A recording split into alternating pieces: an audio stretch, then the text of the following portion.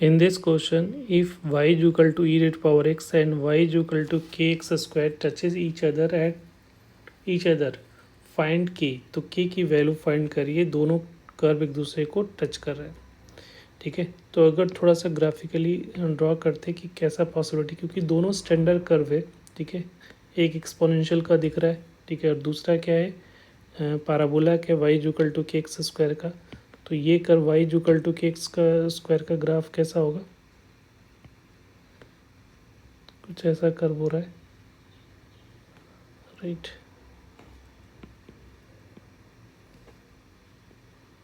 ऐसा कर्व होगा। और दूसरा जो है एक्सपोनेंशियल का कर्व है, तो एक्सपोनेंशियल का कर्व कुछ ऐसा टच करता हुआ ऐसे ऊपर की तरफ निकल जाएगा, राइट। क्योंकि एक्सपोनेंशियल का कर्व का रेट जो होता है इंक्रीजिंग बहुत फास्ट होता है कंपेरेटिवली टू स्क्वायर, तो ये हमेशा ऊपर होगा, एक पॉइंट पे टच करेगा। इधर तो करेगा नहीं, एक्स एक्सिस के वाई एक्सिस के पीछे तो करेगा नहीं, यहाँ तो इंटरसेक्ट कर रहा है, तो यही एक पॉसिबिलिटी बन रही है जहाँ पे टच कर सकता है। तो टच करेगा तो ये पॉइंट को पी ले लेते हैं, ठीक है। अब ये पी पॉइंट का एक तो कोऑर्डिनेट आपको फाइंड करना पड़ेगा, तो पी पॉइंट का coordinate point of intersection find करने के लिए दोनों को सॉल्व करना पड़ेगा। तो इसको इक्वेशन 1, इसको इक्वेशन 2, तो 1 एंड 2 को सॉल्व किया हम लोगों ने। तो 1 एंड 2 से दोनों को y को इक्वेट कर दो, तो e raise power x is equal to k x square हो जाएगा, राइट। तो यहाँ से तो सॉल्व होता हुआ नहीं दिख रहा है e रेज पावर के एक्स स्क्वायर, तो हमें कुछ और करना पड़ेगा, ठीक है। बट ये हम लोग को आ गया है, तो इसको अलग से एक रख लेते हैं। अब यहाँ पे देखो दोनों कर्व टच कर रहा होगा, तो यहाँ पे जो टेंजेंट होगा दोनों का कॉमन टेंजेंट होगा, राइट। यहाँ पे जो टेंजेंट होगा दोनों का कॉमन टेंजेंट होगा, ठीक है। हम लोगों ने पढ़ा है कि जब एक पॉइंट पे टच करता है दो कर्व, तो दोनों का स्लोप सेम होगा, दोनों का टेंजेंट का, ठीक है। तो दोनों से स्लोप फाइंड करना पड़ेगा, ऐसे तो पॉइंट की वैल्यू नहीं निकल रहा है। तो यहाँ से हम लोग क्या करें, दोनों का स्लोप फाइंड कर रहे, तो differentiating with respect to x, तो d y by d x e raise power x, तो इसका स्लोप को m1 बना लेते हैं, ठीक है। और यहाँ पे सेकेंड वाला को डिफ्रेंशिएट करोगे, ठीक है, तो ये इसका d y by d x जो आ रहा है वो 2kx आ रहा है, ठीक है। तो इसका स्लोप को m2 बना लेते हैं, और बोथ जो है टचेस कर रहा है, बोथ कर्व टचेस है, तो बोथ कर्व्स आर टचेस,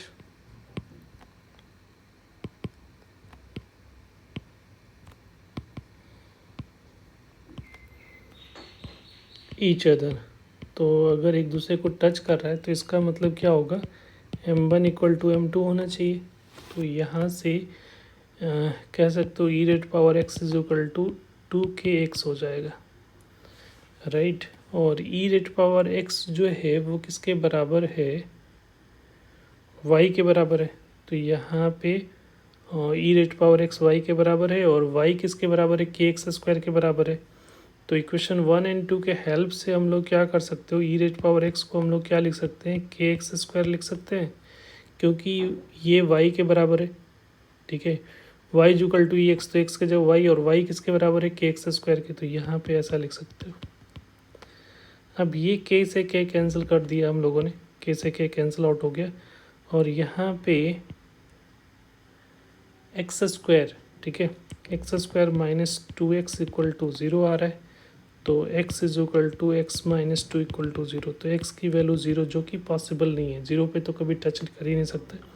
तो ये क्योंकि एक्सपोनेंशियल की वैल्यू कभी 0 नहीं हो सकती, तो ये तो रिजेक्ट हो जाएगा, ये वाला बात, ये वाला चीज़ जो है वो रिजेक्ट हो जाएगा।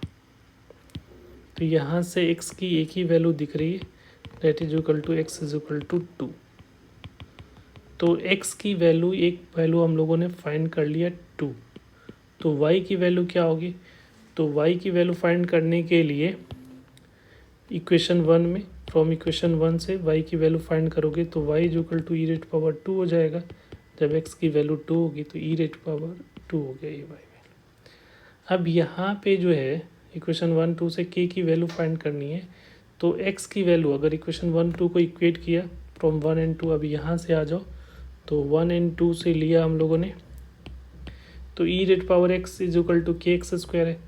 तो e की वैल्यू क्या है, x की वैल्यू 2 है, तो e रेज पावर 2 और x की वैल्यू क्या है, k इज इक्वल टू 2, तो 2 का स्क्वायर। यहाँ वैल्यू सब्स्टिट्यूट कर लिया, तो यहाँ पे जो वैल्यू आ रही है वो क्या आ जाएगा, k की वैल्यू क्या आ जाएगी, e का स्क्वायर बाई 4 हो जाएगा। तो ये हमारा फाइनल आंसर हो जाएगा, राइट। तो यहाँ से हम लोग को k को इक्वेशन 1 2 को इक्वेट कर दिया, या डायरेक्ट y की वैल्यू पुट कर दोगे तो पर भी आ जाएगा, ठीक है। तो k की वैल्यू क्या आ रही है, 4, तो 4 इज़ द करेक्ट आंसर। इसका आंसर क्या होगा, 4। Thank you.